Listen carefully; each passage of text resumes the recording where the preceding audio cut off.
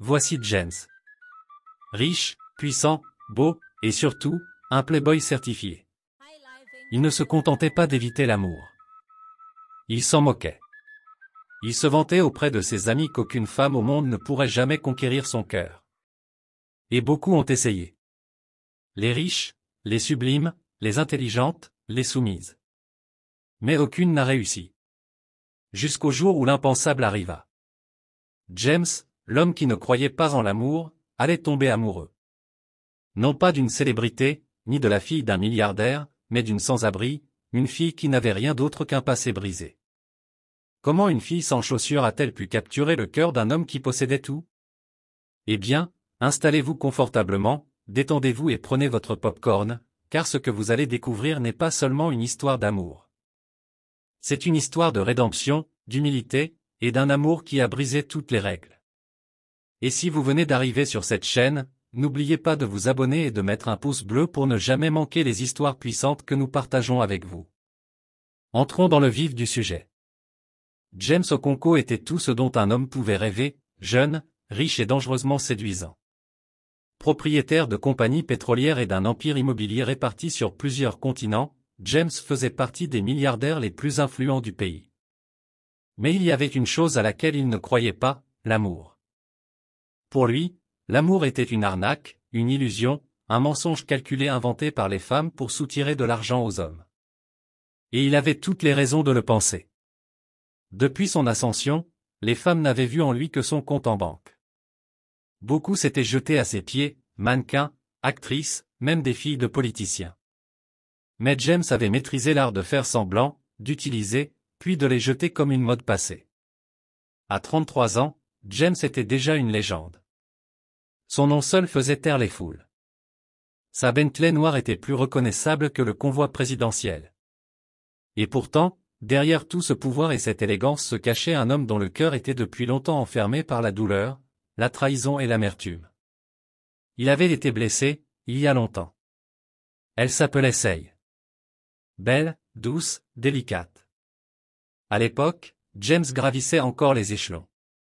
Ambitieux, mais pas encore puissant. Say avait prétendu l'aimer, l'encourager, lui promettre l'éternité. Jusqu'au jour où James l'a surpris au lit avec son mentor, l'homme même qui lui avait tout appris en affaires. Cette nuit-là l'avait brisé. Dès lors, James avait bâti une forteresse autour de son cœur. Plus jamais il ne serait dupe. Plus jamais il ne donnerait à une femme ce pouvoir. C'est ainsi qu'il devint celui que les femmes de Lagos appelaient l'intouchable. Charmeur mais froid, généreux mais méfiant.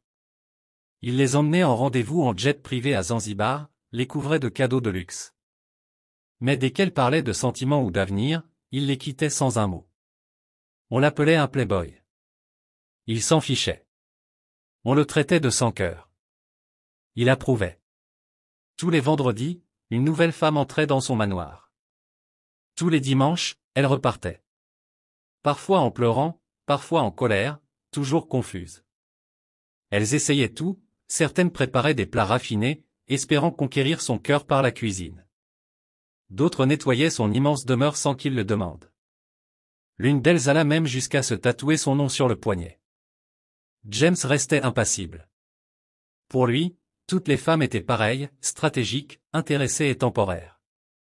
Il disait souvent à son ami Augu, « Le seul vrai amour que j'ai jamais vu, c'est celui d'une femme pour une alerte de crédit bancaire. » Et Augu riait, même s'il se demandait parfois si James y croyait vraiment, ou s'il avait simplement peur. Un soir, James organisa une fête privée sur le toit de son Penthouse. Le champagne coulait à flots, la ligne d'horizon de Lagos scintillait derrière eux, et un chanteur célèbre se produisait en live. Une top modèle s'adossa à son épaule, lui murmurant des mots doux à l'oreille. Il sourit poliment, mais détourna le regard. Ennuyé. Vide. Déconnecté. Il leva les yeux vers le ciel étoilé et se posa une question qu'il ne s'était jamais posée, et si je me trompais? Et si l'amour existait vraiment? Mais cette pensée s'évanouit aussi vite qu'elle était venue. Il haussa les épaules, se leva et quitta la fête sans un mot. Le lendemain matin, il était de retour dans son costume noir, ses lunettes noires et son humeur inébranlable, en route pour une nouvelle salle de réunion afin de signer un autre contrat à plusieurs millions. Son monde était prévisible. Sa vie, impeccable. Et son cœur, froid, intact, inaccessible. Mais le destin en avait décidé autrement. Et l'amour, le vrai, brut, inattendu, s'apprêtait à faire irruption sous la forme la plus improbable. Pas en talons, pas maquillé, pas avec de l'élégance, de la richesse ou de la séduction, mais pieds nus, affamés et oubliés du monde. Une fille sans abri nommée Amara, qui allait bientôt devenir la seule chose que James avait juré de ne jamais avoir, une raison de croire à nouveau en l'amour. C'était un mardi après-midi écrasant, le genre de chaleur qui rend même les climatiseurs inutiles. James Okonkwo était en retard pour une réunion d'investissement cruciale avec des dirigeants étrangers du secteur pétrolier à Victoria Island. Son chauffeur étant indisponible, il décida de conduire lui-même, ce qu'il faisait rarement. À bord de son Range Rover noir mat, il glissait sur les routes animées de Lagos, protégé du tumulte extérieur par ses vitres teintées. La circulation était dense mais fluide. Son esprit répétait déjà des chiffres, des données et des stratégies de négociation, jusqu'à ce qu'il la voie. D'abord une silhouette floue, puis une immobilité, un contraste frappant au milieu du chaos. Elle était assise, recroquevillée contre un trottoir fissuré, sur une rue poussiéreuse à Yaba. La tête penchée, les genoux serrés contre sa poitrine, ses vêtements en lambeaux, les pieds nus. À côté d'elle, un vieux sac déchiré. Pas d'écriteau pour mendier, pas de main tendue, pas un mot. Juste le silence. Et la tristesse. Les yeux de James se posèrent sur elle à peine 3 secondes.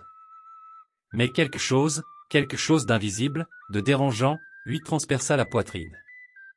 Ses mains se crispèrent sur le volant. La voiture continuait d'avancer, mais son regard resta accroché dans le rétroviseur. Plus il roulait, plus elle disparaissait, mais son cœur, lui, ne se calmait pas. Ce n'était pas sa beauté. Elle n'était pas apprêtée.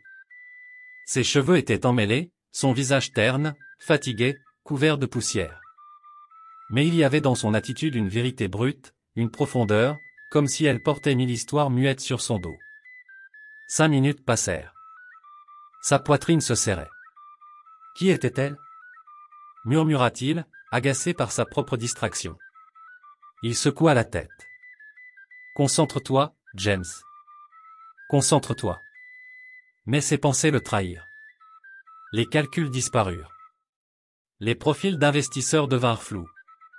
Il ne restait qu'une image, une fille seule, recroquevillée sur un trottoir sale. Il écrasa la pédale de frein. Les klaxons hurlèrent derrière lui. Sans réfléchir, il fit demi-tour. Même route. Même boutique. Même poussière. Il atteignit l'endroit. Elle n'était plus là. James gara sa voiture et descendit, balayant la rue du regard. Ses chaussures de luxe claquaient sur le trottoir abîmé tandis qu'il passait de vendeur en vendeur. Excusez-moi, il y avait une fille assise ici tout à l'heure. Jeune, visiblement sans abri. Vous l'avez vue? L'homme haussa les épaules.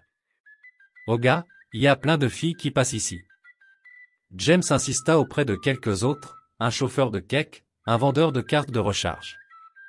Personne ne savait. Pour eux, elle n'était qu'une ombre de plus dans les rues de Lagos. Frustré, James retourna à sa voiture, les mains sur les hanches, tentant de chasser ce poids dans sa poitrine. Pourquoi je m'en soucie? Grommela-t-il. Il reprit la route jusqu'à sa réunion, mais son esprit était ailleurs. Même dans la salle de conférence aux parois vitrées, entouré de costards, il n'entendait pas les voix. Dans sa tête, l'image restait, une fille seule, invisible au monde. Monsieur, demanda son assistant en le frôlant discrètement. Ils attendent votre avis sur le modèle de tarification. James cligna des yeux. Oh, oui. Désolé. J'ai besoin d'une minute. Il s'excusa et entra dans la salle de bain. Fixant son reflet, il murmura. Qu'est-ce qui ne va pas chez toi, James? T'as vu des centaines de femmes. Pourquoi celle-là? Pourquoi tu n'arrives pas à l'oublier? Il n'avait pas la réponse. Il savait juste qu'il devait la revoir. Pas demain. Pas la semaine prochaine. Ce soir. Cette nuit-là, James ne dormit pas. Il se retourna, fixant le plafond. Chaque fois qu'il fermait les yeux, son visage revenait. Fatigué. Fragile. Oublié. À 5 heures du matin, il n'en pouvait plus. Il enfila un hoodie, prit ses clés et repartit pour cette même rue. Cette fois, il se moquait d'être reconnu. Il se gara en face et attendit. Les minutes passèrent. 1 heure. 2. Juste quand il s'apprêtait à renoncer, il la vit. Elle marchait lentement, les bras croisés contre sa poitrine, le regard baissé. Même sac, même vêtements. Le cœur de James bondit. Il sortit de la voiture et s'avança doucement. « Salut », dit-il doucement. Elle s'immobilisa. Il fit un pas de plus. « Je t'ai vu ici hier, et je n'ai pas pu arrêter d'y penser. » Elle leva lentement les yeux. Ses yeux étaient creusés mais clairs. Méfiants, mais pas effrayés. « Comment tu t'appelles » demanda James. Elle hésita. « Amara » murmura-t-elle presque. James resta figé. Pendant un instant, il oublia qui il était. Le costume, les voitures, le pouvoir. Devant lui, ce n'était pas qu'une fille sans abri. Il y avait dans sa voix, dans sa posture, quelque chose de différent. Elle se serra davantage dans ses bras, comme pour se protéger. « Je ne veux pas d'ennui », dit-elle doucement. « Tu n'es pas en danger », répondit James en reculant légèrement pour lui laisser de l'espace. « Je voulais juste parler. »« Pourquoi » fit-elle en plissant les yeux. Il marqua une pause. Comment expliquer la nuit blanche, la douleur dans sa poitrine, cette image qui refusait de le quitter? « Je ne sais pas » avoua-t-il simplement. « Je t'ai vu, et je n'ai pas pu t'oublier. » Amara détourna le regard, ajustant la sangle de son sac usé. Ses sandales étaient cassées, ses orteils meurtris. Mais sa dignité, elle, restait intacte. James toussa légèrement. « Où est-ce que tu dors ?» Elle ricana amèrement. « Là où la pluie ne me trouve pas. »« Tu as de la famille ?» Son sourire s'effaça. « Je ne veux pas en parler, » dit-elle vivement. « S'il te plaît. » James hocha la tête. « D'accord. Je respecte ça. » Un silence lourd s'installa. Pour la première fois depuis des années, James ne contrôlait rien. Ce n'était pas lui le maître du jeu. Elle l'était. Son silence exigeait quelque chose de lui, respect, patience, vulnérabilité. Il tenta à nouveau. « Tu as faim ? Il y a un petit café pas loin. Juste un petit déj. Je te promets que tu seras en sécurité. » Elle le fixa, méfiante. « Qu'est-ce que Tigre gagne ?» James cligna des yeux. « Rien. » « Ça, c'est dur à croire. » Il esquissa un sourire triste. « Je ne t'en veux pas. » Elle scruta son visage encore un moment. Pas de flirt. Pas de manipulation. Juste de la sincérité. Fatiguée. Maladroite. Mais réelle. « D'accord, » dit-elle lentement. « Mais seulement si c'est tout près. Je n'aime pas aller loin avec des inconnus. » Marché conclu. Il ouvrit la portière. Elle hésita, puis monta prudemment, serrant son sac contre elle. Ils roulèrent en silence jusqu'à un petit bar-café discret, à quelques rues.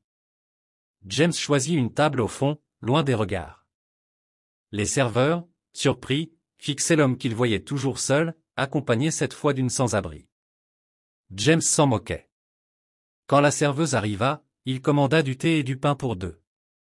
Amara resta raide, ses yeux balayant la pièce comme un soldat en terrain hostile. Elle prit une gorgée de thé et le fixa. « Pourquoi tu fais ça ?» demanda-t-elle. Il la regarda, cherchant la réponse en lui-même. « Honnêtement, je ne sais pas. J'ai juste l'impression que je devais le faire. » Elle ne répondit pas. Après un long silence, elle souffla. « Tu es sûr que tu ne possèdes pas ce café ?» Il rit doucement. « Non. Aujourd'hui, je suis juste client. » Elle plissa les yeux. « On dirait que tu possèdes la moitié de la ville, vu comment tu es sapé. » James sourit, baissant les yeux. Son premier vrai sourire depuis des semaines. Quand ils eurent fini, elle posa sa tasse et dit calmement. « J'apprécie vraiment, mais je n'aime pas les choses gratuites.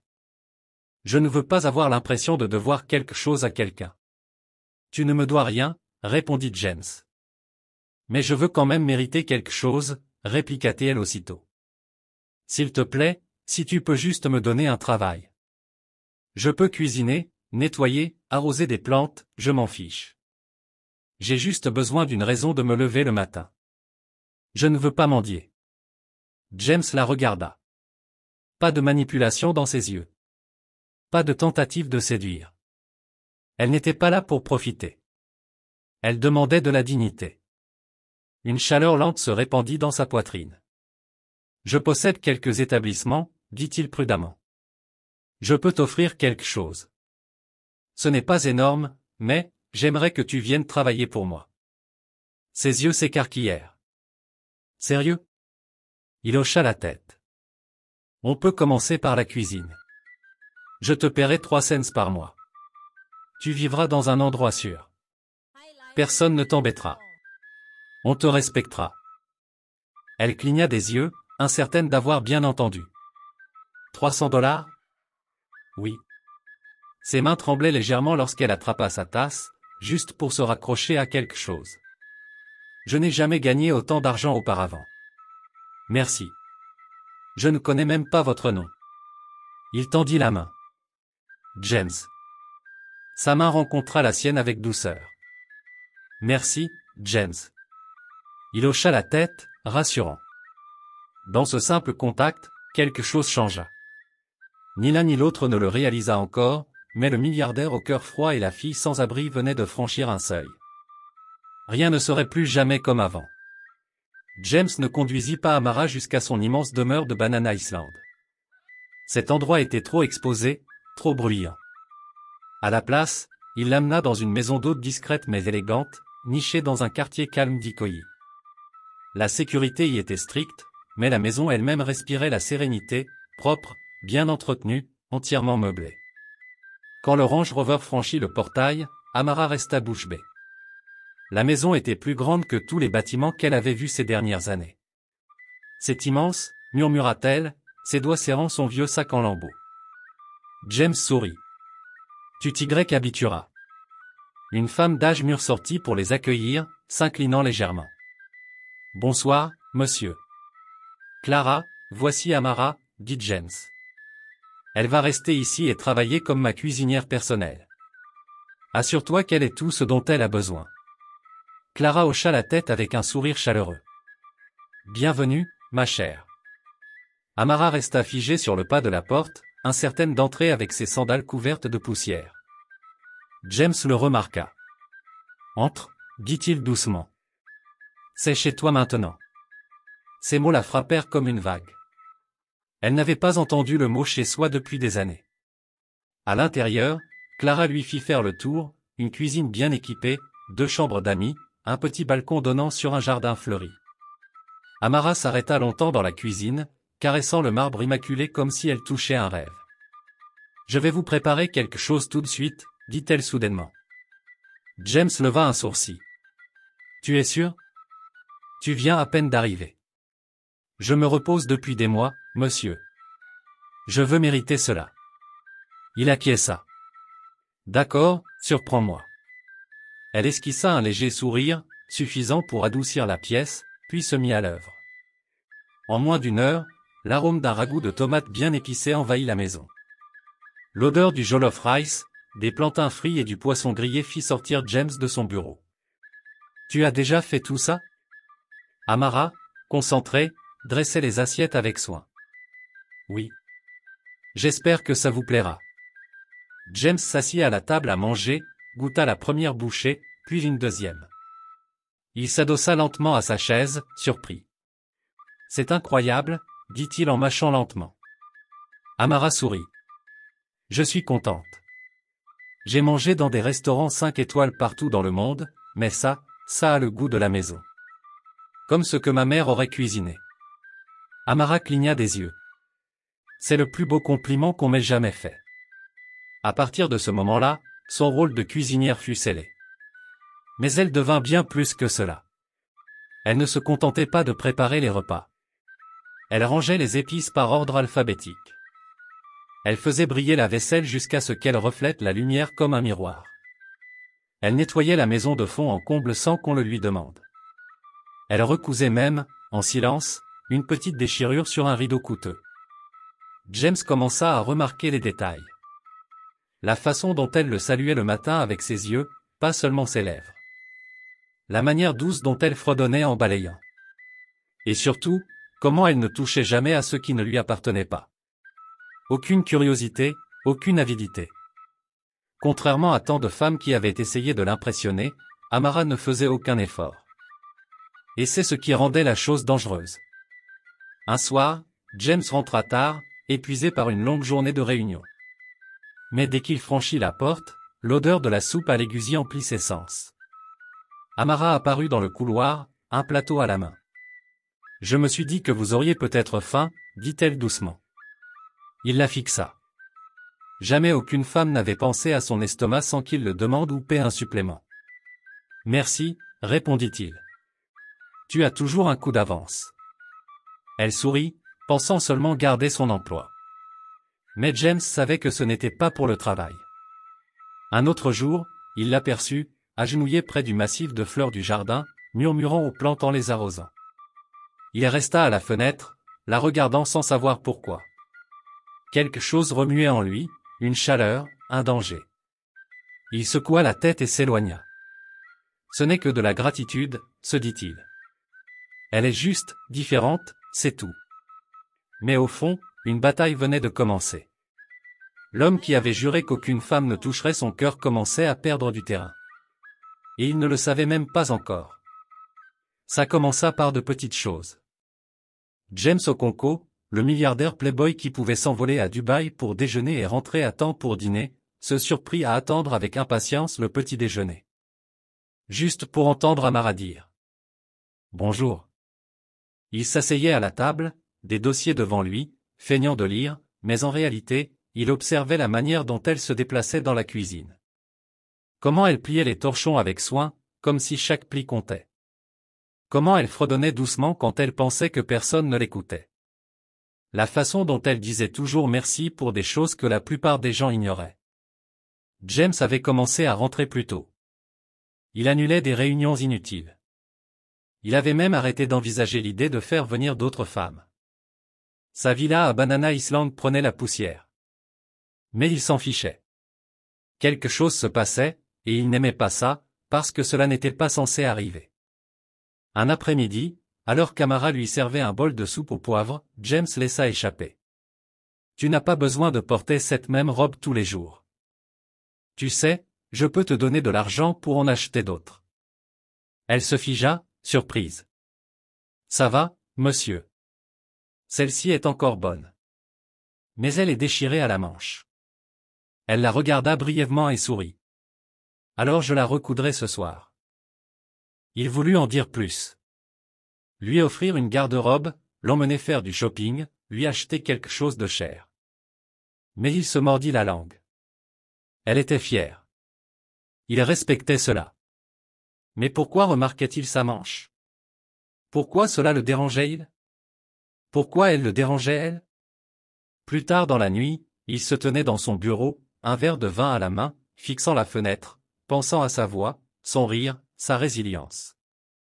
Il ne réalisa pas combien de temps il était resté ainsi jusqu'à ce que Clara, la gardienne, passe près de lui et murmure avec un sourire. « Monsieur, vous êtes là depuis 30 minutes. Elle doit vraiment être spéciale. » James se retourna. « Quoi ?» Clara ricana. « Je ne suis pas aveugle, monsieur. Je vois comment vous la regardez. » James fronça les sourcils. « Elle est juste, différente. » Exactement, dit Clara. C'est ça, le danger. Le lendemain matin, Amara lui servit du PAP et de la cara. Alors qu'elle déposait le plateau, James fit quelque chose qui les choqua tous les deux. Il tira une deuxième chaise et dit « Assieds-toi.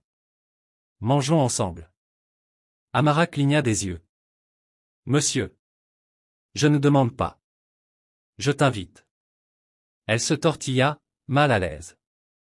Je ne peux pas. Vous êtes mon patron. Je suis juste votre cuisinière. Ce ne serait pas correct. James planta son regard dans le sien. Tu es, bien plus que ça. Les mots lui échappèrent avant qu'il ne puisse les retenir. Un long silence suivit. Enfin, Amara hocha lentement la tête et s'assit nerveusement, comme quelqu'un qui entre dans une pièce interdite. Ils mangèrent d'abord en silence. Puis, elle fit une petite blague sur le PAP, trop épais. Il éclata d'un rire sincère pour la première fois depuis des jours. Leurs regards se croisèrent. Ils restèrent suspendus. Puis elle détourna vite les yeux. Cette nuit-là, James ne dormit pas. Il se retourna dans son lit, scrolla sur son téléphone pour se distraire. Les mannequins lui envoyaient des messages. Les mondaines lui envoyaient des photos. Son téléphone vibrait. Mais la seule femme à qui il voulait parler dormait au bout du couloir. Le lendemain, James retrouva son meilleur ami, Agu, dans son salon privé. Agu, un homme d'affaires au caractère bien trempé mais au cœur tendre, sirotait son verre et écouta pendant que James avouait enfin. « Frère, je crois que je tombe amoureux d'elle, » dit James.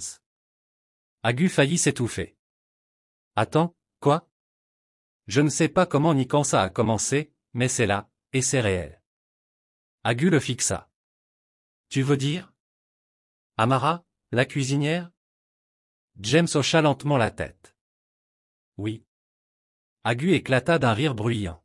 « Cette vie est douce. » James Okonko, le bourreau des cœurs de la gosse, piqué par sa propre cuisinière.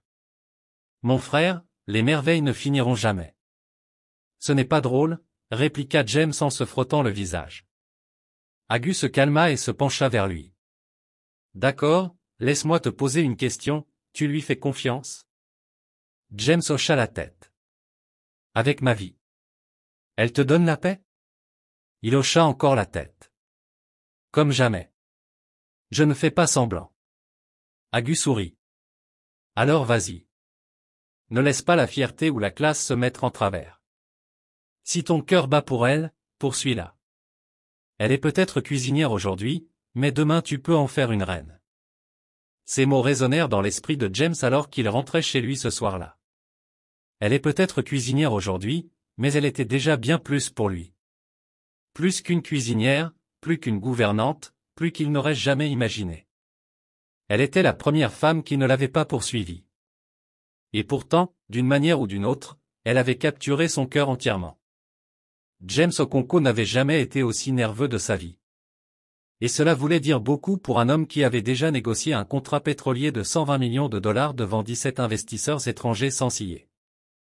Mais ça, c'était différent. C'était Amara. Il fit les 100 pas dans sa chambre, un petit écrin en velours à la main. À l'intérieur, une bague en diamant étincelante, faite sur mesure, élégante mais simple. Pas trop voyante, tout comme elle. Il avait passé la semaine à lutter avec lui-même. Chaque fois qu'il la voyait dans la cuisine, chaque fois qu'il la croisait dans le couloir, il savait. Et maintenant, il était amoureux. Pas du genre d'amour qu'on feint pour les réseaux sociaux ou qu'on cache derrière la richesse. C'était réel, brut, vulnérable. Le genre d'amour qui te donne envie de protéger quelqu'un plus que toi-même. Elle n'avait aucune idée de ce qu'elle représentait pour lui désormais. Mais ce soir, il allait le lui montrer.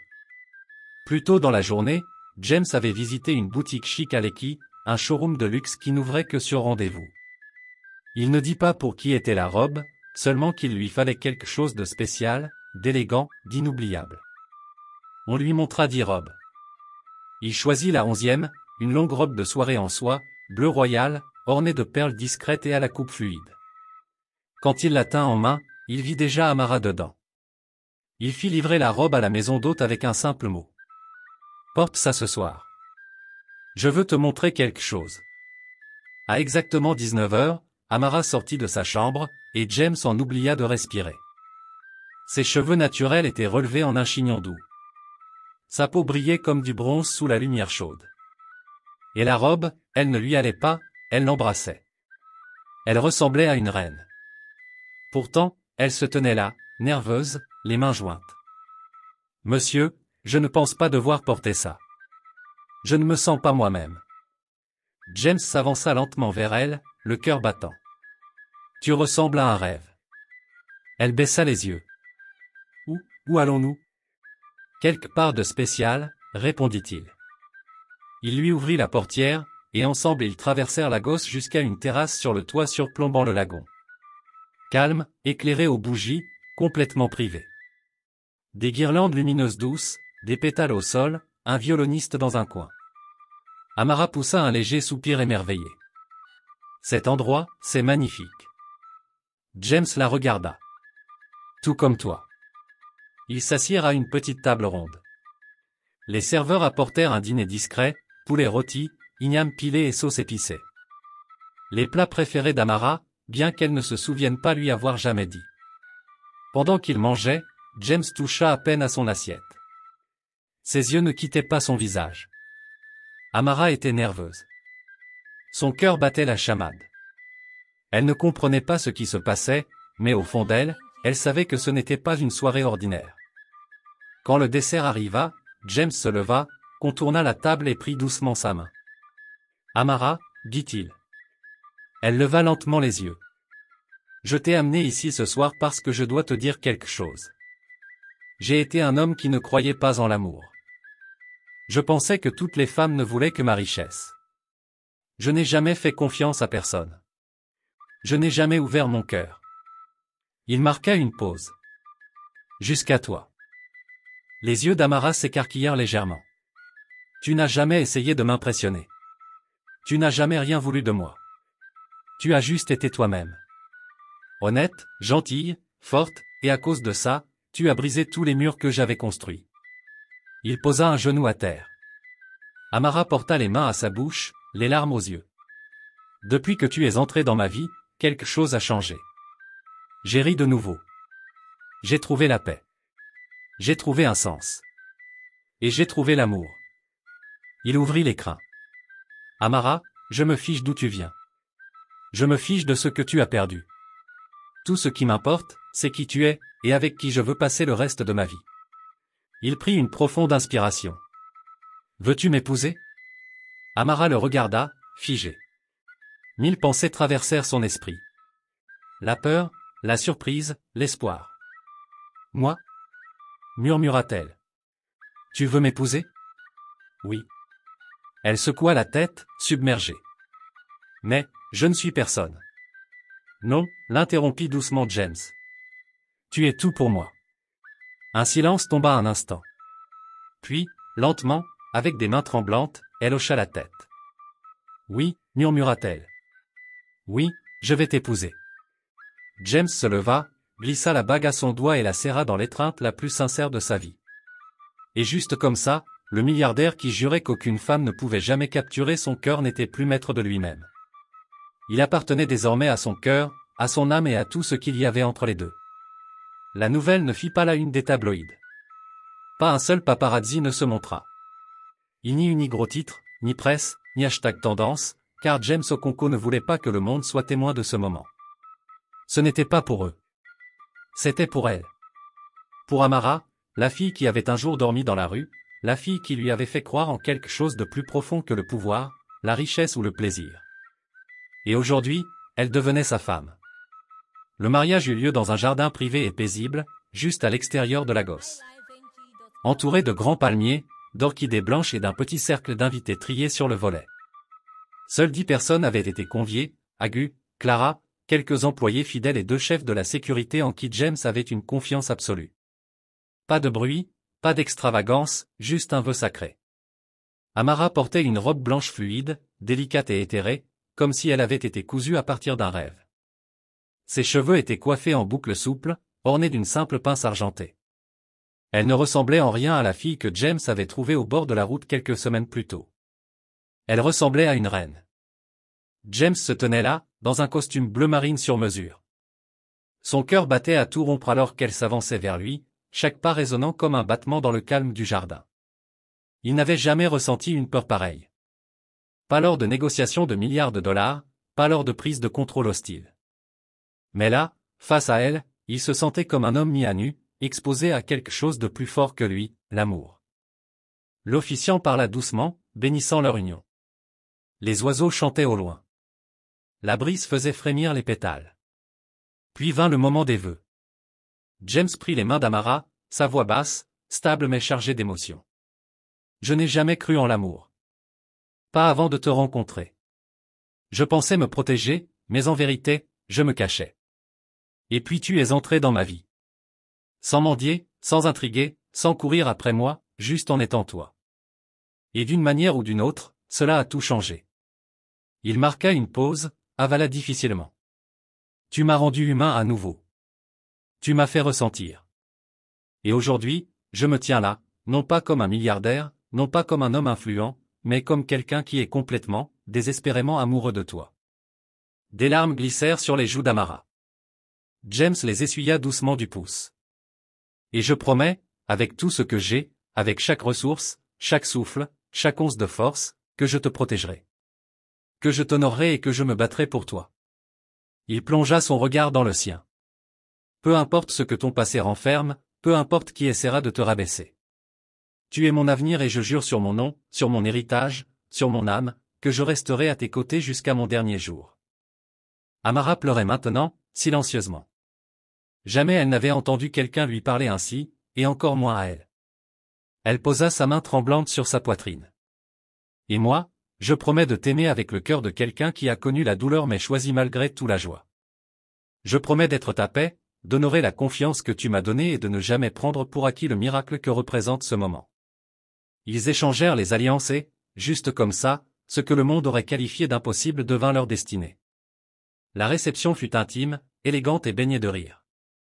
Agu fit un discours drôle sur le fait qu'il n'aurait jamais cru que James tomberait amoureux de qui que ce soit, encore moins de sa cuisinière. Tout le monde rit, même Amara, mais James ne pouvait détacher ses yeux d'elle. Elle rayonnait, pas seulement grâce au maquillage ou aux lumières, mais à cause de quelque chose de plus profond. Il voyait la liberté dans son sourire. Il voyait la guérison dans ses yeux. Et cela le brisait de savoir qu'il restait encore tant de son histoire qu'il ignorait. Cette nuit-là, lorsqu'ils regagnèrent la maison principale, James entra dans leur chambre et trouva Amara debout près de la fenêtre, toujours dans sa robe de mariée. La lumière de la lune l'enveloppait comme un voile. Il s'approcha lentement. « À quoi penses-tu » demanda-t-il. Elle ne répondit pas tout de suite. Puis elle se tourna vers lui, les yeux sérieux. « Tu m'as demandé un jour qui j'étais vraiment, dit-elle doucement. Je crois qu'il est temps que je te dise la vérité. » Le cœur de James se figea. Il hocha la tête. « Dis-moi. » Amara s'assit doucement au bord du lit, tenant sa main. « Tout ce que tu vois aujourd'hui n'est que la moitié de mon histoire. Le reste est plus sombre, plus triste.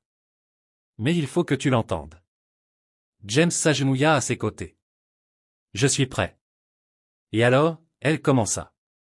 James resta à genoux, toujours en costume de mariée, sa main serrée autour de la sienne.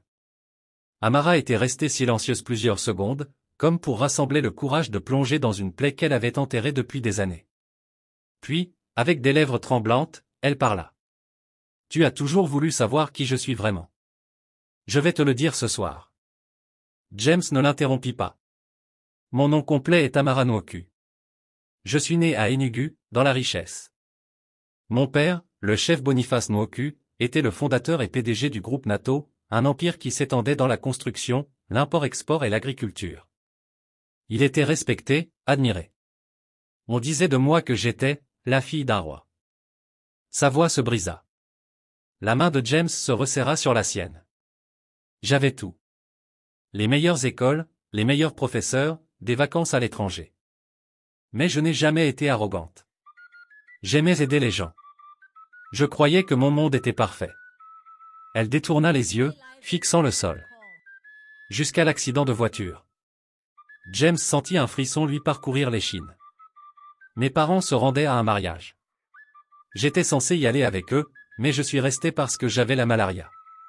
Je n'ai jamais pu leur dire au revoir. Sa respiration se bloqua dans sa gorge, et elle essuya une larme en silence. On a dit que c'était une défaillance de frein, mais parfois, je me demande si ce n'était pas autre chose. Elle fit une pause, serrant les poings. Mon oncle, le frère cadet de mon père, était le suivant sur la liste du conseil d'administration. Il n'a jamais été satisfait de sa part. Il se disputait souvent avec mon père. Il disait que l'entreprise appartenait à la lignée, pas à un seul homme. Quand mes parents sont morts, je croyais qu'ils prendraient soin de moi. Elle secoua lentement la tête. Je me suis trompé. James sentit sa mâchoire se crisper. Il est venu à la maison le lendemain des funérailles. Il avait ses avocats avec lui. Il m'a dit que tout lui appartenait désormais. J'avais 17 ans, j'étais encore en deuil, encore faible. Et puis il m'a dit que je devais partir. La voix de James s'échappa enfin. Il t'a mise à la porte de ta propre maison? Pire encore, murmura-t-elle. Il m'a dit que si jamais je mettais un pied près de l'entreprise, je serais arrêté. Il a dit que j'étais un porte-malheur. Que j'apportais la mort. Il m'a traité de malédiction. Un lourd silence envahit la pièce.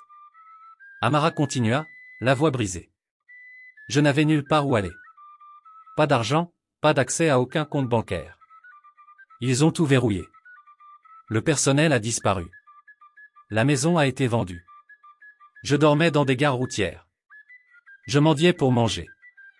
J'ai failli être kidnappé 2 fois. J'ai arrêté de faire confiance aux gens. J'ai arrêté de parler.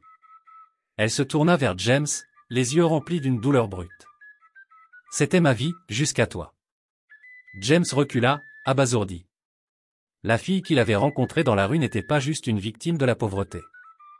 Elle était une princesse déchue, rejetée par son propre sang, dépouillée de tout, et pourtant encore debout, encore en train de cuisiner, encore en train de sourire, encore en train de chanter tout en balayant. Je ne raconte cette histoire à personne, ajouta-t-elle. Pas parce que j'ai honte, mais parce que ça fait trop mal à revivre. James se leva lentement, puis s'assit à côté d'elle sur le lit. Je n'avais aucune idée, dit-il doucement. Aucune idée de ce que tu as traversé. Elle hocha doucement la tête. Je ne voulais pas que tu m'épouses par pitié. Je voulais que tu me vois tel que je suis. Pas pour ce que j'avais ou ce que j'ai perdu. James prit son visage entre ses mains. Je te vois, Amara. Pas la douleur, pas le passé. Toi. Les larmes coulèrent librement sur ses joues. Puis James se leva et marcha jusqu'au balcon. Il contempla la nuit pendant un long moment. Quand il se retourna, ses yeux brillaient d'une détermination farouche. Je jure sur tout ce que j'ai, je vais me battre pour toi. Amara leva les yeux, confuse. Qu'est-ce que tu veux dire? Je veux dire qu'on va aller le chercher. Ton oncle. On va récupérer ton nom, ton entreprise, l'héritage de ton père. Tout? Ses yeux s'écarquillèrent. James, il est dangereux. Il essaiera de te détruire. James fit un pas en avant. Qu'il essaie. Il reprit ses mains. Tu es ma femme, et si je laisse passer ça, si je laisse ta douleur rester enterrée pendant que je me balade avec des milliards en poche, alors j'ai échoué. Il la fixa droit dans les yeux. Je suis James Okinko. Je ne perds pas de bataille. Et celle-ci, c'est la plus importante de ma vie. Les lèvres d'Amara tremblèrent. Mais pourquoi risquerais-tu tout ça? Parce qu'aimer, ce n'est pas seulement offrir des fleurs, des dîners et des mariages de contes de fées. C'est rendre justice. C'est restaurer. C'est faire comprendre au monde que personne ne jette Amara Nuku à la rue et s'en sort indemne. Elle s'effondra en sanglots contre sa poitrine, et il la serra comme un bouclier. Solide, ferme, indestructible. Cette nuit-là, quelque chose changea. Amara n'était plus simplement une fille sans abri. Et James n'était plus juste un homme amoureux. Ensemble, ils devinrent une force. Une tempête approchait. Et cette fois, la fille qu'ils avaient laissée pour morte revenait. Pas seulement avec de l'espoir, mais avec du feu. Nous espérons que vous avez vraiment apprécié cette histoire inoubliable. Maintenant, c'est à votre tour, qu'est-ce qui vous a le plus touché? Partagez vos pensées, vos leçons ou vos moments préférés dans les commentaires ci-dessous. Nous adorons lire vos retours. Et dites-nous, devrions-nous faire une partie 2? Aimeriez-vous voir ce qui se passera ensuite, quand James se battra pour la justice d'Amara? Faites-le nous savoir. Mais ce n'est pas tout, une autre histoire puissante, émouvante et qui pourrait changer des vies arrive dans quelques jours. Alors, assurez-vous de vous abonner, d'activer la cloche de notification et soyez les premiers à regarder quand elle sera publiée. Si cette histoire vous a touché, n'oubliez pas de liker la vidéo et de la partager avec vos proches. Vous ne savez jamais qui pourrait avoir besoin de ce message aujourd'hui. Merci infiniment d'avoir regardé. Que Dieu vous bénisse abondamment.